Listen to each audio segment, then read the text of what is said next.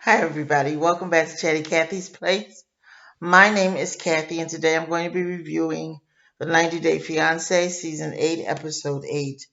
Before I do that, please go ahead and like, comment, and subscribe to this channel. Thanks so much. Okay, I'll get into the episode.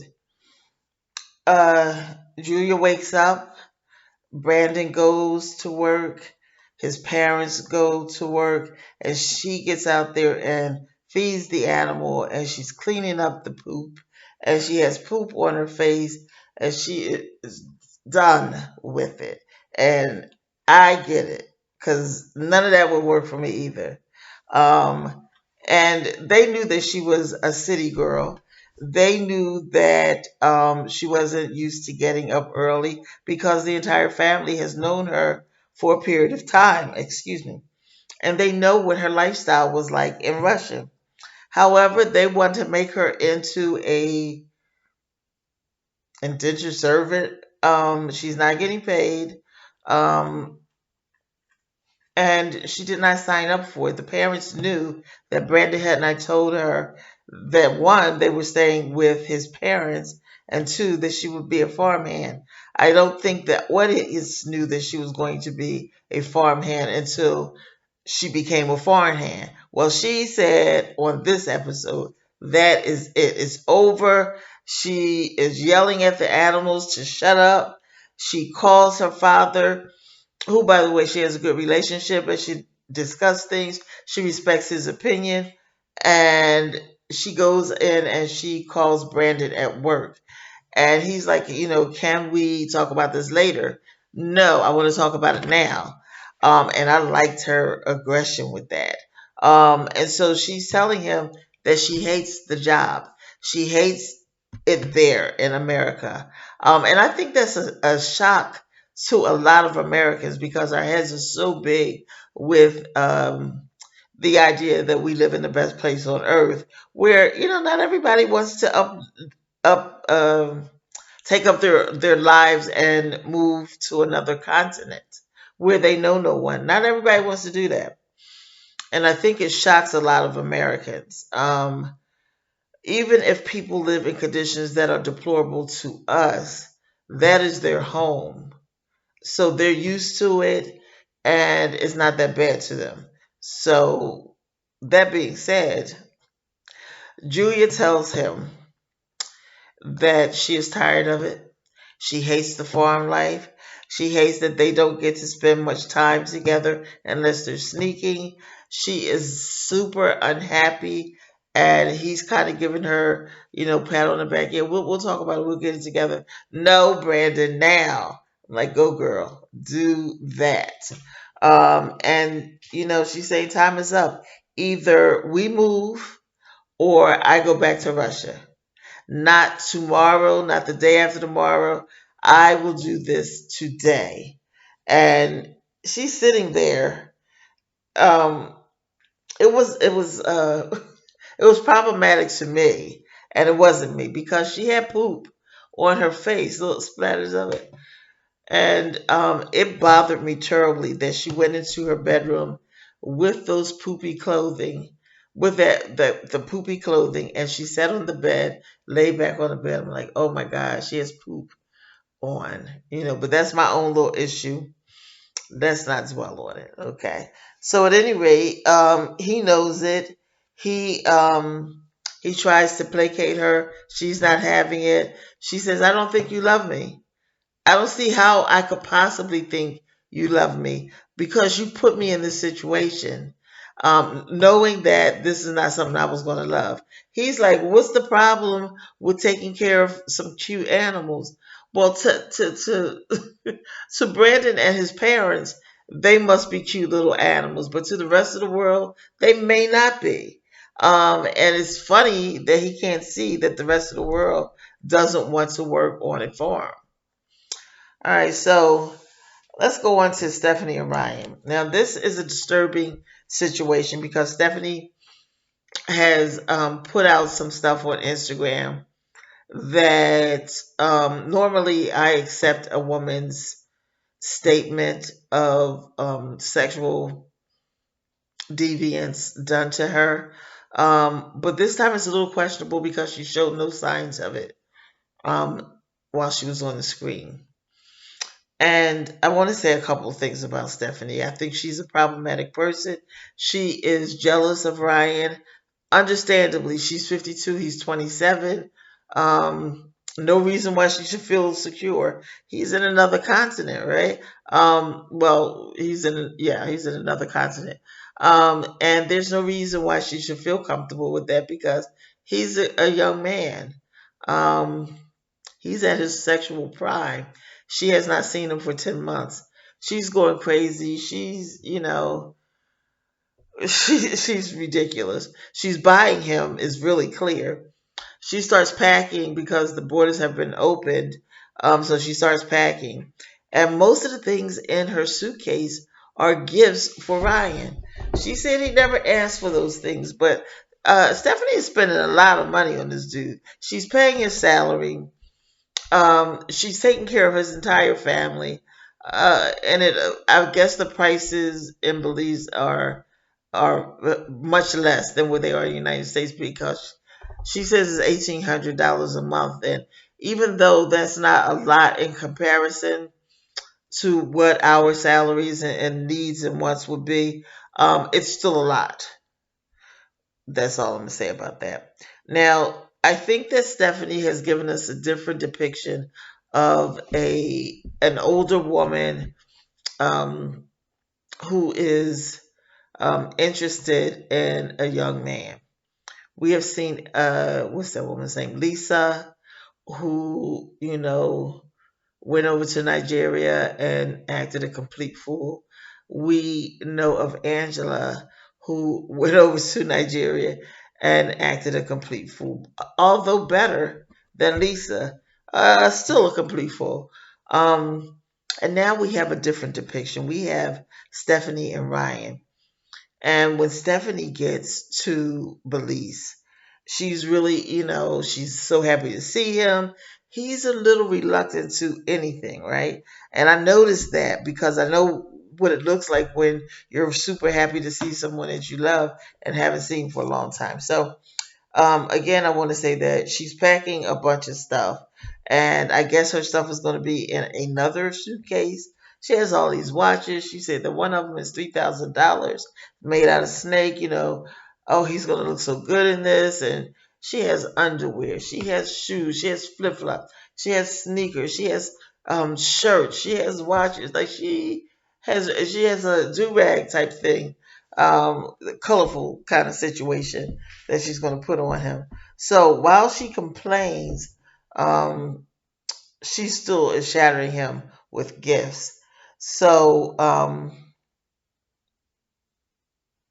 she reminded me of Rebecca because she had her face mask on as she was making her travels, and she had a picture of her and Ryan on her face mask. Is that a thing, guys? Like, is that a thing now? Like, I know that we're all wearing masks, or I hope that we're all wearing masks. And so, when we dig somebody, we're supposed to face up with that. Drop that in the comments, cause I don't know about that, and I like to know stuff. So yeah, do that for me.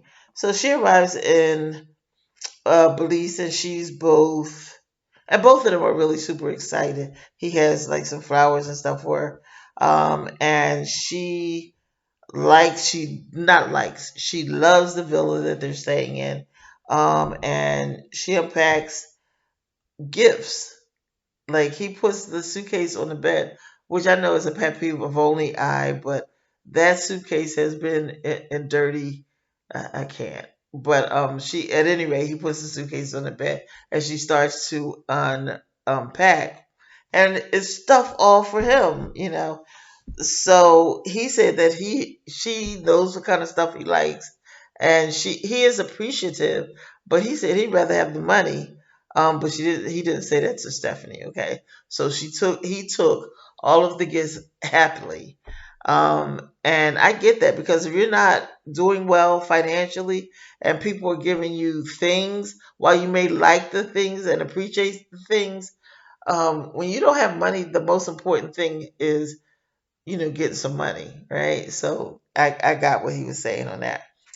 All right, so she unpacks his gifts and stuff like that. He's grateful, and then she changes into a very ugly dress, but it's I guess it is a dressy dress. I'm guessing because I thought it was super ugly. He, on the other hand, has on some shorts and the do rag joint on his head, and he's super casual, and she's dressy. They're going to the same place out in the back or the front yard. They're being served a dinner. It's a romantic dinner. Really nice gesture. Very nice gesture. Okay, so Stephanie is a little shady. We'll talk about her a little bit more, a little more. So then we have Mike and Natalie. And Natalie is an odd chick. She really is. I want to like her. I want to like her. But yeah, that's it. So Mike's mom is visiting. And to prepare for her visit, Mike and Natalie actually work together. Um, let's see how to. So as I was saying, Mike's mom is coming, and Natalie and Mike are working together to clean up the house. I'm well, I'm getting ready to lie to you, so I'm going to change it up and just tell the truth. Excuse me. Very sorry. I'm going to judge Mike's house. It is super crowded. It looks like everything is out in the open. Nothing's put away. It's real junky. It looks like when he's at work, she's cleaning, but she's not decluttering. And it bothers me. I just want their house to get it together. Okay, that's all I have to say about that. But they're cleaning and stuff like that, and that's cute. And so the mother arrives, and it's clear that she and Mike are really happy to see one another, and I get that. And she's very nice to Natalie, which is nice. They go out to dinner, um, and Natalie starts nagging Mike again about eating butter. And Mike's mom says butter's good for your brain. So I got to look that up eventually and see if that's true. But Mike's mom said that it's good for your brain. And so Natalie, she didn't fight back with the mother. She also did not, I noticed, fight with Mike or his mom about the alcohol intake at the dinner. Neither were getting drunk, but they both had a cocktail. Um, I think that Natalie is super controlling. She does not respect that she may have a different lifestyle. And it's not that deep. I'm a vegan. When my son came to visit me, I made him chicken. It's not that deep. Um, you just put the chicken in a pan. And if the man wants, if this is his lifestyle, um, she needs to ease up on that. Now, I get that she wants him to eat healthy. Excuse me. She could cook healthier meals and just not nag about it. But she's a piece of work. But at any rate, when they go out to dinner, the mom is warming up to her, and she told them to go ahead and pick like let's pick a date so that her mother could figure out if she can get her travel visa to come to the wedding. And that made Natalie super happy as she did. And she called her mom and to tell her mom the good news of the impending engagement, not a marriage, but whatever. Um, and she's so happy. And then she introduces her mother to Mike's mother, and I can tell how she felt about that because here she is speaking to someone that she doesn't know.